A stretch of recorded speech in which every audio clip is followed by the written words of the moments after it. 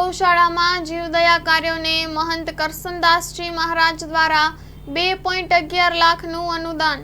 માંડવી તાલુકાના તલવાણા ગામે આવેલ શ્રી ઈશ્વરેશ્વર ગૌસેવા અને વિવિધલક્ષી ટ્રસ્ટ સંચાલિત શ્રી સુમતીનાથ પાંગડાગર ગાયોની હોસ્પિટલ એક એવી સંસ્થા છે જે સમગ્ર કચ્છ અને દેશ વિદેશમાં જીવદયા અને ગૌસેવા માટે ઓળખાય છે।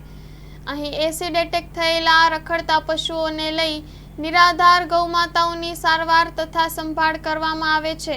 આ સંસ્થાના સેવાકીય કાર્યોને સમર્પિત માંડવી ભાનુશાલી દ્વારા મહંત પરમ પૂજ્ય કરસનદાસજી મહારાજ દ્વારા ₹2,11,000નું અનુદાન અપાયું હતું।